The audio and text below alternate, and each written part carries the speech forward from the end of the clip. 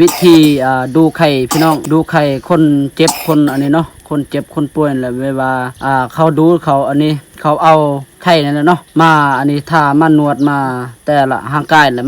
มาทาทั่วร่างกายเนาะเพิ่นสิเห็นตัวใดเนาะมาอันนี้เฮ็ดให้บักหัดไส้นี่เดี๋ยวบาซิกาเนาะพาพี่พาน้องไปเบิ่งนํกันเด้อพี่น้องว่าหมอดูเพิ่นสิเห็นอีหยังเนาะเพิ่นสิเห็นพยาธิหรืออันนี้หรือหีบคองเนาะพี่น้องตอนนี้ก็เพิ่นก็เตรียมสินะดูเนาะเพิ่นสิดูไข้คนเจ็บนี่แหละบ่ฮู้ว่าเพิ่นสิเห็นอีหยังเนาะมันอยู่ในไข้ไม่ใช่ว่าผมเป็นดักคงเป็นต้องไงมีดาคงปุ้งพี่น้องเนาะเพิ่นอันนี้มาดูเพิ่นก็เห็นแล้วเนาะว่ามีในไข่มันมีแบบคุ้มนะแบบน้ำสร้างนี่แหละคือเรานี่มีอันนี้พยาธิเนี่ยเนาะไข้หวัดเนาะแล้วก็ฮีบของเฮาหีบของเฮานี่แหละพระน้ำแล้วก็ไข้หวัดเนาะ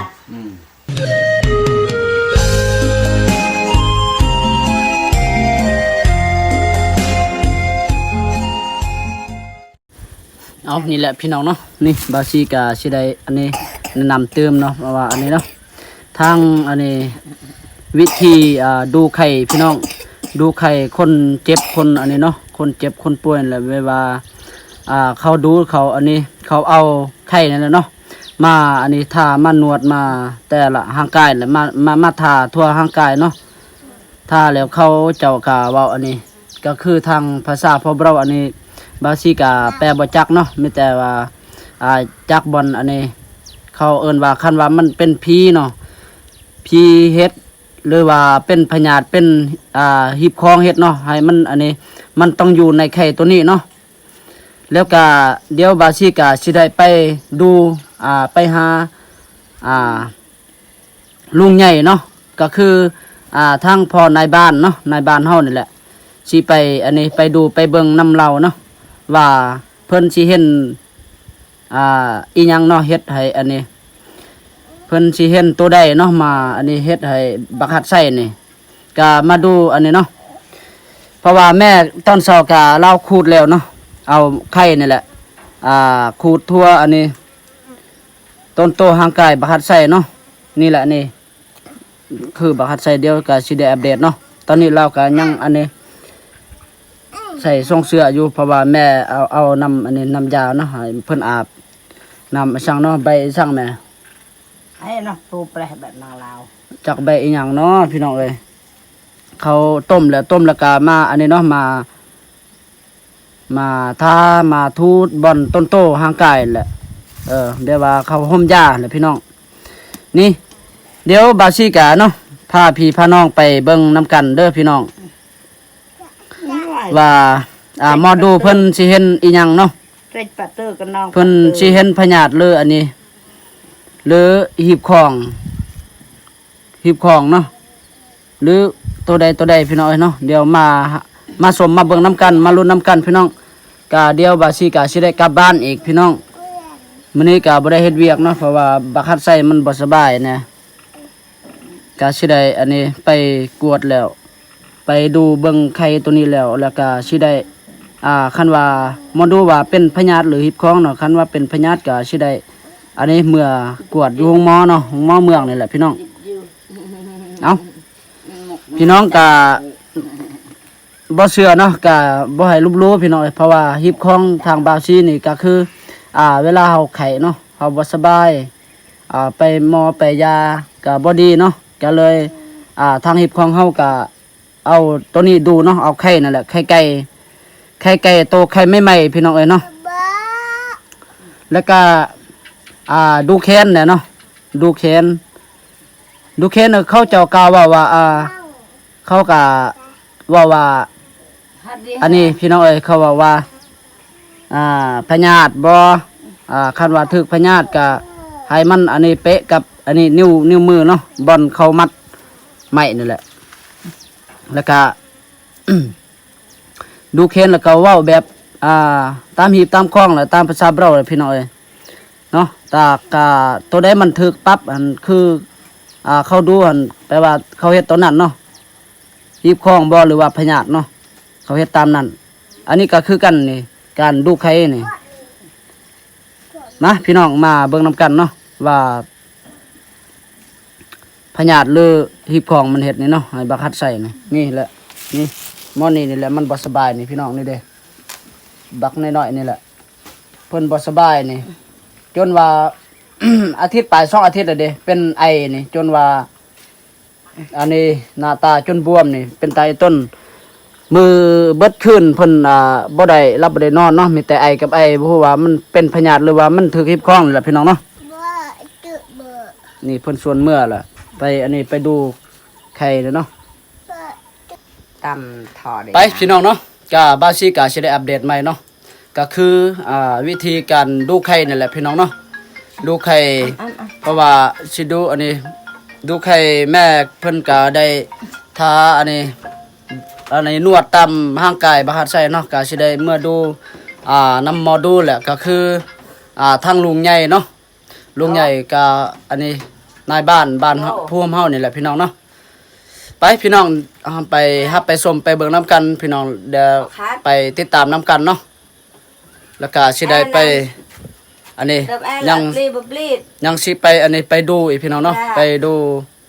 ไข่นี่แหละบ่ฮู้ว่าตัวใดมันเฮ็ดให้บักฮัดใส่เนาะเพราะว่าพยาธิหรือจะเป็นหีบคองทางเผาเราเฮานี่แหละพี่น้องเนาะมาไปติดตามไปนำกันเด้อพี่น้องเนาะมาเดี๋ยวก็สิได้กลับเนาะ จะบอกเพื่อนอ่ะ ตัวใด โยมระเกียนเจือเลย ไปเนาะก็สิได้มาเบิ่งอันนี้อยู่เที่ยงนี่ก่อนบ่ฮู้ว่าลุงใหญ่เพิ่นสิอยู่หรือบ่เนาะไปทางนี้นี่ทางนั้นแหละแม่นล่ะไปนี่แหละเที่ยงตัวนี้นี่แหละนี่ลงอันนี้เลยไปตามห้วยนี่แหละคือบ่ได้ยินเสียงคนเนาะบ่ฮู้ว่าเขาเจ้าสิอยู่หรือบ่อยู่นี่ไปสิได้ไปอันนี้ดูใครคนเจ็บเนาะมาดูบักอันหน่อยนี่แหละไป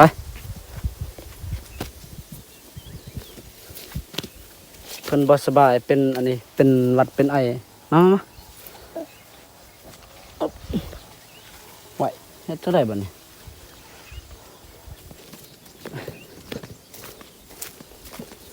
ไปเบิ่งนำกันฮู้ว่าเพิ่นสิอยู่หรือบ่เนาะ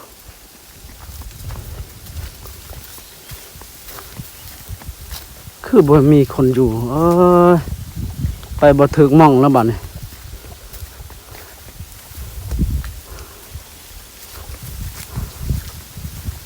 ไป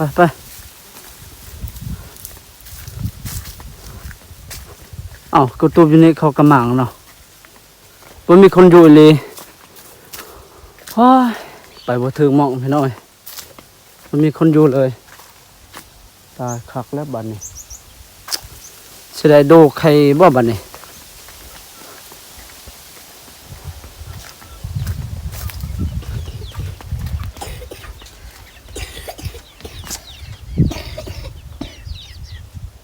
เที่ยงอยู่อันนั้นอยู่ตีนภูนั่นก็มาแต่หันบ่มีเนาะเพิ่นเนาะเว้นอันนี้ลุงใหญ่เพิ่นอยู่เที่ยงอยู่หั่นอยู่สวนตายคักบัดนี้ไปใส่เนาะหรือว่าอยู่บ้านบ่เดี๋ยวมาอันนี้เนาะเดี๋ยวเมื่อเบิ่งอีกไปลูกไปกลับบ้านมาอันนี้มาเบิ่งแล้วประมาณนะบัดนี้นี่วิธีดูนี่ก็คือเนาะเขาดูในตอนเช้าเนาะเขาจังเห็นแจ้งเขาจังเห็นละเอียดเนาะคันเขาดูตอนแลงมันบ่ค่อยแจ้งปานใด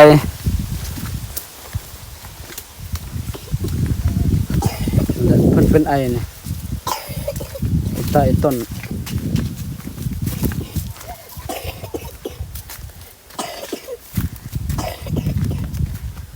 ผู้ว่าพยาธิหรืออันนี้เนาะผู้ว่าเป็นไข้หวัดหรืออันนี้เป็นหีบคองเนาะก็เลยว่ามาดูไข้นี่ก็บ่มีคนอยู่นี่ลุงใหญ่ก็บ่ได้อยู่ ถียงบ่อนตินผู้ก็มาแต่หันละมื้อเช้านี่ก็บ่เห็นเนาะก็เลยกลับมาเบิ่งอยู่นี่ก็บ่พออีกหรือว่าอยู่บ้านดอกไปพี่น้องไปติดตามเนาะไปเบิ่งนํกันพี่น้องเนาะเดี๋ยวบาซีก็สิได้อัปเดตใหม่ให้พี่ให้น้องได้ครับได้ชมได้เบิ่งเนาะว่าวิธีอันนี้การดูไข่คนเจ็บเนาะดูไข่ไก่นั่นแหละคนเจ็บเอาไปติดตามไปเบิ่งนํกันเนาะเอาพี่น้องเนาะบาซีกะตอนนี้กะมาฮอดบ่อนอันนี้กะสิได้ดูไข่ไก่เนาะและอันนี้โตป้าไม้บาซีว่าสิได้ไปเบิ่งนำอันนี้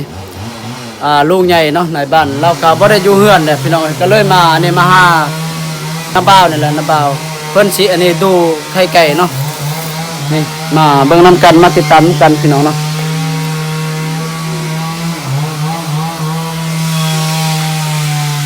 นี่แหละมือเช้านี่ก็เลาะหาอันนี้ลุงใหญ่ทางในบ้านเฮานี่เราก็บ่ได้อยู่เนาะอยู่เที่ยง2บ่อนก็ไปหาหอนหันก็บ่เห็นเนาะกลับมาแต่หันพอดีมาอันนี้มาบ้านมาเบิ่งอยู่บ้านก็บ่เห็นเราอยู่ก็เลยมาอันนี้เลาะมาหาคนมาอันนี้ดูไข่ไก่นี่แหละดูไข่คนเจ็บ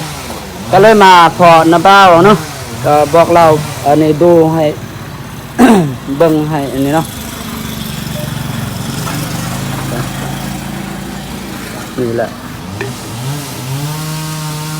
เดี๋ยวไปเบิ่งน้ำกันพี่น้องเนาะว่าเพิ่นสิเห็นอีหยังเนาะประหยัดหรือว่าหีบของ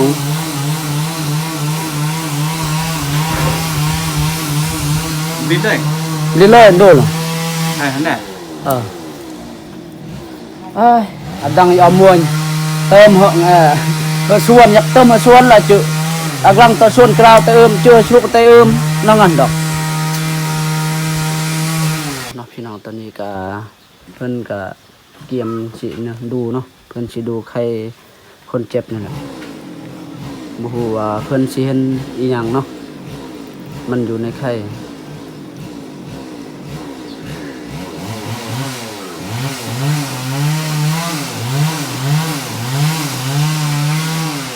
เพราะว่ามื้อเช้านี่ก็อีแม่บาซีก็ได้อันนี้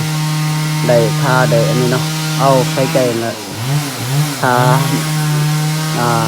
ทั่วห่างกายน่ะทั่วต้นโตเนาะ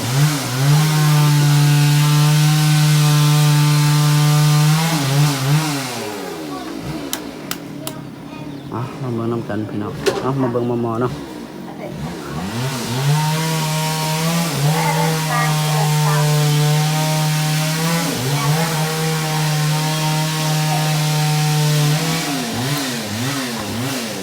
วิธีแกะน่ะต้องค่อยๆด้วยเนาะ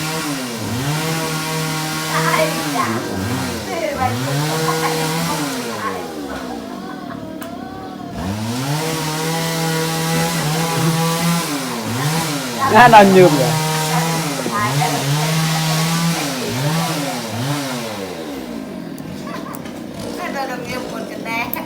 คนกันแน่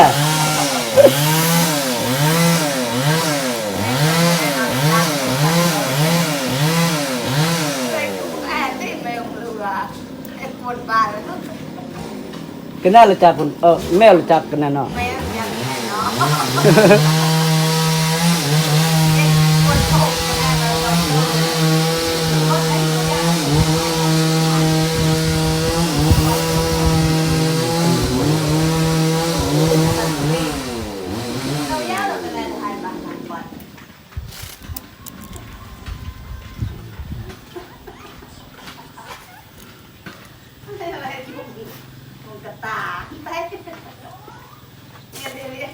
เราเรียนการเป็นจ้าแจ้งขอให้เรียนคะแนนนักเรียนหน้าปุ่มเมลดาว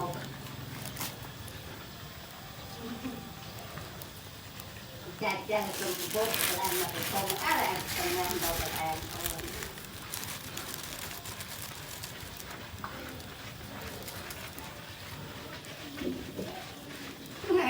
ปังแก้มเราเยอะเป็นอะไรไทยนะเราบันเท่าเลยนะมันน่าดมไอ้ที่สุดแก่เลย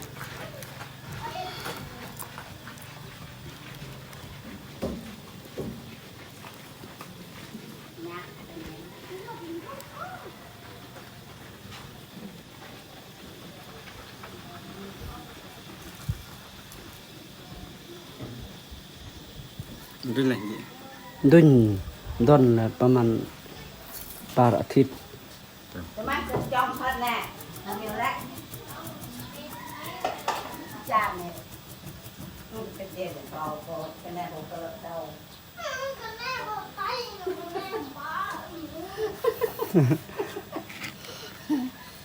เด็กมันนอนอยู่อ้ามก้อนเนี่ยก็ไอ้เราไปเมย์จากกันเนี่ยไอ้เราไปปลูกตึงจอกตึงง่ายจุ๊บไม่ต้องเชื่อตรงกระดาษที่ปลูก แต่ละลอง โอเคไปอัน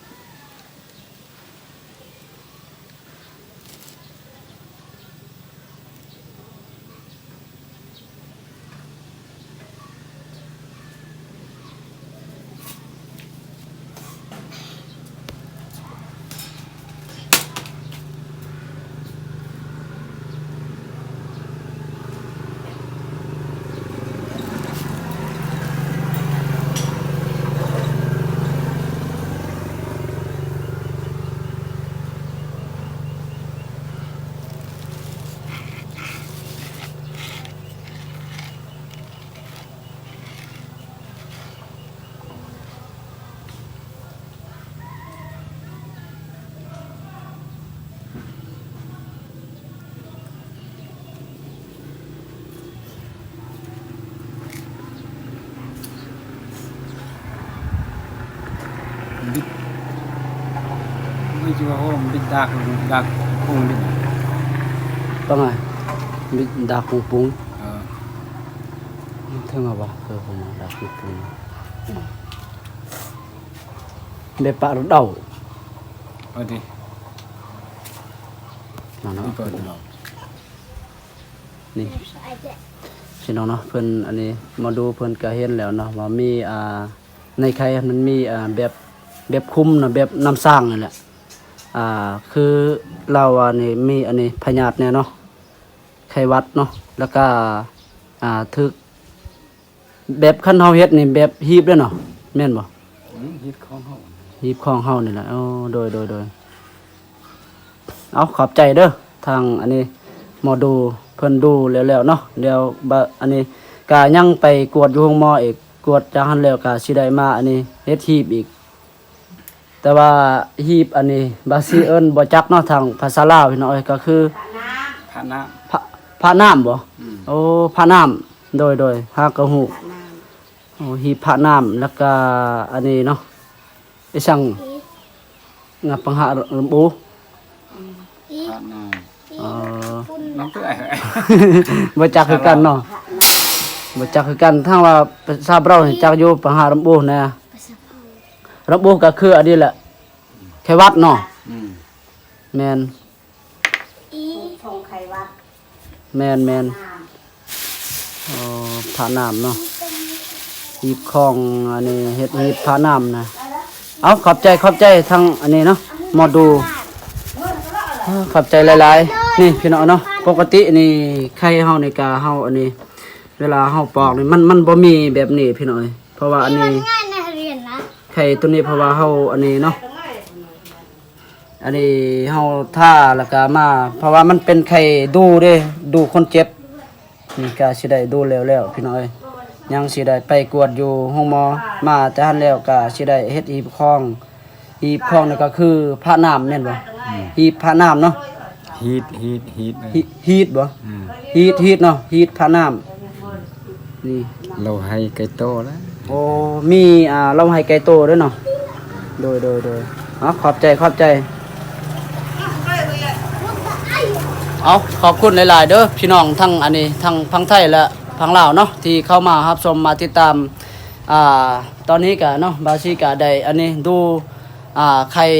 คนเจ็บและพี่น้องแล้วๆเนาะก็คืออันนี้วิธีฮีดของประเพณีพอเราเนาะเอาขอบคุณหลายๆเด้อครับฝากติดตามคลิปต่อไปบ๊ายบาย